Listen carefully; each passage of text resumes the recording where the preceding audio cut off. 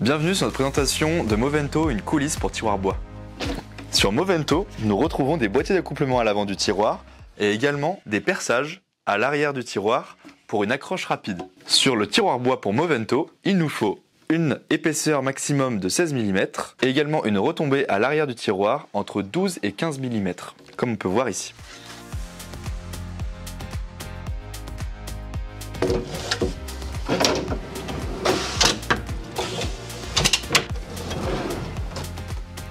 Le côté dépasse de 12 à 15 mm pour cacher la coulisse. Nous prenons le catalogue 2024-2025. Dans le sommaire, nous allons sur le système de coulisses, sur la page Movento, page 410. Page 412, nous retrouvons la liste de quincaillerie pour commander Movento. Et sur la page 413, nous retrouvons ici les schémas de construction du tiroir. Tout d'abord, ici sur tiroir ou tiroir à l'anglaise, nous retrouvons les cotes de largeur. Nous partons de la cote intérieure du corps de meuble, LW, et nous allons enlever 42, donc 21 de chaque côté, pour trouver la cote intérieure de mon tiroir. Nous remarquons ici que le maximum en épaisseur de côté est de 16 mm. La retombée est comprise entre 12 et 15 mm afin de camoufler la coulisse lors de l'ouverture du tiroir. Petit exemple ici sur la largeur des tiroirs pour le calcul, nous allons prendre un caisson standard de 600 mm cote hors tout. Nous prenons des côtés de 19 mm de chaque côté, ici les montants sont de 19. Je vais avoir une largeur intérieure de 562 mm. Je vais enlever 42 à 562 et je vais donc trouver 520 pour l'intérieur du tiroir. Une fois que j'ai l'intérieur du tiroir, imaginons que j'utilise le maximum ici 16 mm de chaque côté en côté de tiroir. Je vais donc rajouter 16 mm plus 16 mm et je vais retrouver une cote extérieure de 552 mm. Le boîtier d'accouplement, la pièce qui permet d'assembler le tiroir avec la coulisse, est placée à l'avant. Elle est vissée dans le fond et est placée de chaque côté. La cote d'encombrement du boîtier d'accouplement, dans le cas où une pièce pourrait venir en collision, est de 75 mm. Le diamètre de perçage est de 6 mm de diamètre et il est placé comme indiqué sur le schéma. Il faut reprendre les cotes et placer le perçage au bon endroit. Pour la profondeur du tiroir, nous allons nous placer sur le schéma tiroir. Ici, nous remarquons que le tiroir a une longueur nominale. Celle-ci est à choisir dans la quincaillerie. Cette longueur nominale doit être soustraite par 10 mm pour trouver la profondeur exacte du tiroir. Je prends un exemple. Si ma longueur nominale est de 500, je vais enlever 10 mm à 500, je vais trouver une profondeur de tiroir de 490 mm. Ici, je remarque une cote importante, la profondeur d'encombrement dans le caisson. Celle-ci doit être de la longueur nominale choisie pour la coulisse, plus 3 mm. Si j'ai pris une coulisse de 500 en longueur nominale, je vais rajouter 3 mm, 503. Ma profondeur minimum de caisson doit être de 503 mm. Sur la page 412, je vais retrouver la quincaillerie, donc les coulisses. La paire de coulisses, on va retrouver différentes références qui vont correspondre aux longueurs nominales, allant de 250 jusqu'à 750 mm. Concernant les charges dynamiques, nous retrouvons 3 charges dynamiques différentes, 40 kg, 60 kg, 70 kg. Celles-ci vont correspondre avec les longueurs nominales. La charge dynamique va correspondre au poids maximum que peut soutenir la paire de coulisses à la fermeture et à l'ouverture. Pour percer la coulisse pour une solution en applique, le 4e perçage de la coulisse est à 37 mm du devant du meuble. Le prochain est à 32. Il faut se référer à la page 428 pour trouver les différents perçages suivant les longueurs nominales. Pour les tiroirs à l'anglaise, donc la façade est dans le corps de meuble, on vient placer le perçage de la coulisse à la valeur de l'épaisseur de façade plus 18 mm. Attention, ce perçage est situé sur le 2e trou de la coulisse. Sur un tiroir en applique, nous fixons la vis au 4e trou de la coulisse à 37 mm du bord du devant du caisson. À 32 mm, nous vissons la prochaine vis qui est située ici. Voici le perçage du tiroir à l'anglaise. Donc plus 18 mm et plus l'épaisseur de côté. La hauteur de perçage d'une coulisse est minimum de 38 mm. Celle-ci peut être remontée d'1 mm, comme on peut voir ici, dans le cas où on vient monter la coulisse avant de monter le meuble. Cette cote ne change pas suivant la technologie de mouvement utilisée. Ce sera la même sur Blue Motion, Tip-on Blue Motion, Tip-on ou Servo Drive. La technologie de la coulisse est faite grâce à des rouleaux synthétiques placés ici. Ils vont rouler sur l'acier afin de faire un coulissement ultra léger. Les rouleaux sont situés entre les parties d'acier et permettent de bien faire coulisser les brins et de les maintenir convenablement. Une crémaillère est placée à l'intérieur de la coulisse pour synchroniser les brins. Ils sont synchronisés dans le mouvement. Les brins ne sont pas indépendants comme sur certaines coulisses, ils sont complètement synchronisés pour faire le moins de bruit possible. La technologie de mouvement est comprise dans ce boîtier gris. Il est complètement fermé, ce qui permet d'éviter les poussières rentrantes dans le système. On peut l'apercevoir sur le dessous, ici, mais les poussières n'ont pas accès à cette partie. La coulisse a un réglage en 4 dimensions, en 4D. Le premier réglage se situe à l'avant. Il permet de gérer la hauteur. Plus et moins. Nous avons un réglage à gauche et à droite. Nous retrouvons le deuxième réglage, le réglage d'inclinaison, situé sur l'ergot à l'arrière de la coulisse.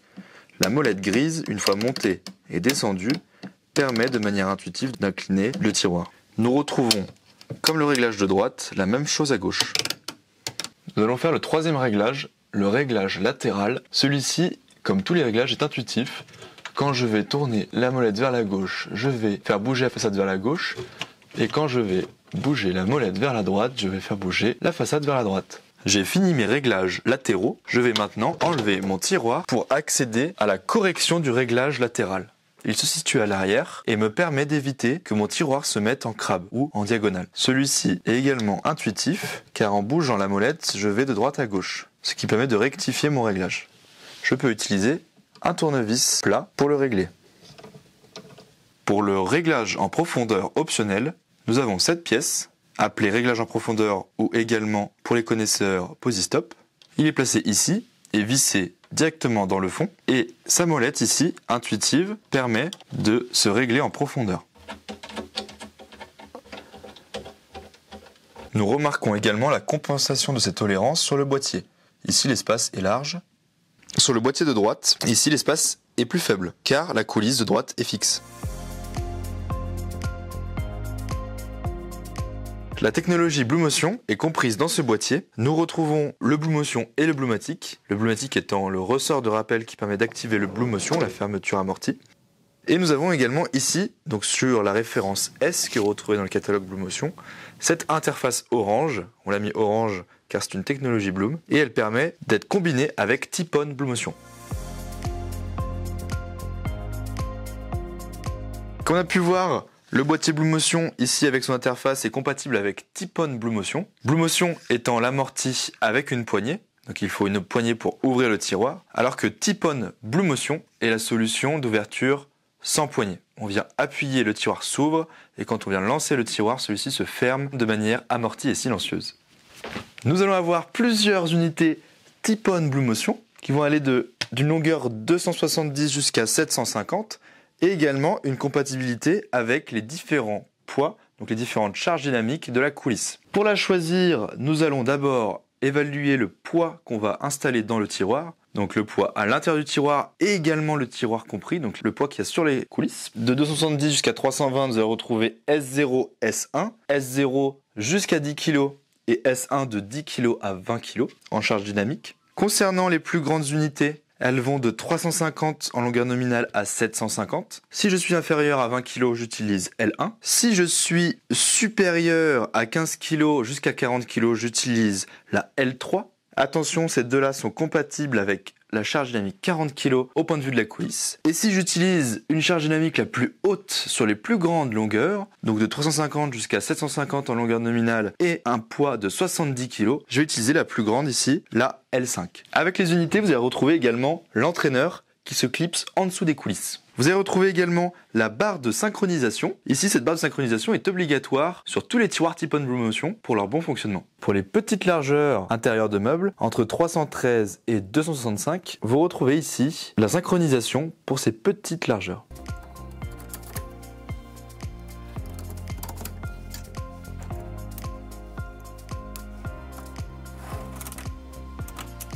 Pour Tip-on Blumotion, nous avons le gabarit de jeu de façade qui va nous permettre de déterminer la position de la coulisse en profondeur. Celui-ci a une face Legrabox, mais également une face Movento. Nous plaçons Movento devant nous et nous allons poser le gabarit contre la joute du meuble. Une fois sur le côté, je vais bouger la molette à l'arrière pour venir faire bouger ma coulisse et la faire reposer sur le gabarit. Ici, je suis à la bonne place, je peux enlever mon gabarit. Je fais la même chose à droite pour être sûr d'avoir un jeu réparti de chaque côté. Une fois le tiroir remis, nous avons un jeu de 2,5 mm qui est le jeu de déclenchement de Tip-on Blue Motion. Info importante, attention, pour la technologie de mouvement Tip-on Blue Motion, la coulisse 250 est incompatible avec cette technologie. Nous avons la coulisse Movento Tip-on seule. Celle-ci est une référence indépendante avec une terminaison finissant par T comme Tip-on. Celle-ci permet de faire une solution de façade sans poignée. Attention, elle n'est pas munie du Blue Motion, donc de la fermeture amortie sur la fin de course. Celle-ci se déclenche, nous devons la raccompagner pour l'enclencher. Pour cette coulisse, sur les largeurs supérieures à 600 mm, nous avons besoin du set d'entraîneur et également de son tube. Pour cela, suivez-moi. Nous retrouvons ici le tube avec les embouts dans le set d'entraîneur. Le tube est une référence à commander et à recouper. Et le set d'entraîneur ici se clipse sur la coulisse. À ce niveau-là. La barre de synchronisation se met simplement comme ceci. On la met à droite puis on la met à gauche. Nous retrouvons à l'avant du tiroir le réglage de profondeur, ici en orange, pour signifier que c'est un réglage Bloom. Et également, il est intuitif, comme tous nos réglages. Celui-ci se place en arrière pour reculer le tiroir ou en avant pour avancer le tiroir. Movento est également compatible avec la technologie de mouvement Servo Drive.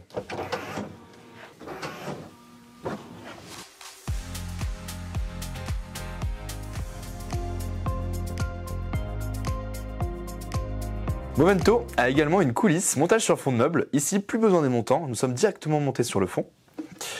Celle-ci a une référence notée SU sur la fin de référence.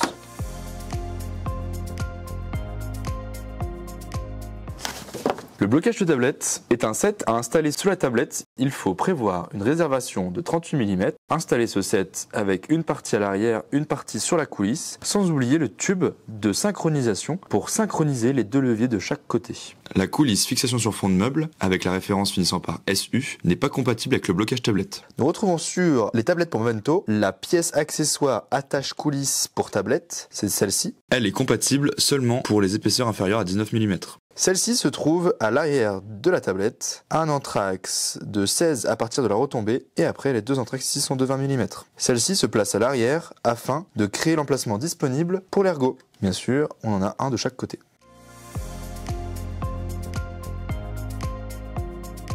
Nous retrouvons trois références pour le set de stabilisation latérale suivant la longueur nominale de la coulisse. Une de jusqu'à 400, une autre jusqu'à 600, une autre jusqu'à 750. Le set va compléter la coulisse afin de créer une stabilisation pour le tiroir. La stabilisation latérale va permettre de stabiliser le tiroir lors de l'ouverture. Ici, nous avons l'exemple de l'Egrabox, mais c'est la même chose sur Movento. Le tiroir est 2 fois plus large que profond. Nous allons donc installer la stabilisation latérale. Dans le cas où le tiroir fait la même largeur que la profondeur, nous n'avons pas besoin de l'installer. La coulisse est guidée grâce à un système de crémaillère. On retrouve différentes pièces situées à l'arrière et également un tube qui va permettre de synchroniser les deux côtés. Je vais enlever les petites pièces de chaque côté et je peux enlever et mettre le tube de cette manière et nous voyons bien ici que les deux parties ne sont plus synchronisées. Ici nous voyons bien un ballant si je l'ouvre à gauche ou si je l'ouvre à droite.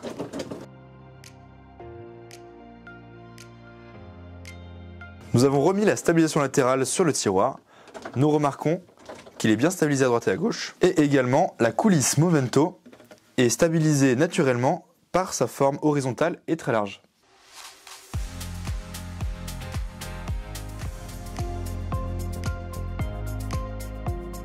Le gabarit T65.1000 va nous permettre de faire les perçages du boîtier d'accouplement pour Movento et également le perçage à l'arrière du tiroir. Celui-ci se place pour les boîtiers d'accouplement de cette manière. Nous plaçons sur l'avant dans lequel on a une façade. Si nous n'avons pas de façade, nous plaçons en butée comme ceci. D'un côté puis de l'autre. Nous perçons bien sûr ici avec notre petite mèche de 2,5 avec la butée. Nous pouvons bien sûr, comme vous voyez ici, percer dans la façade si besoin. Pour le perçage à l'arrière du tiroir, nous utilisons l'arrière du gabarit. Nous plaçons notre gabarit embuté sur la retombée et nous perçons le perçage ici, de chaque côté.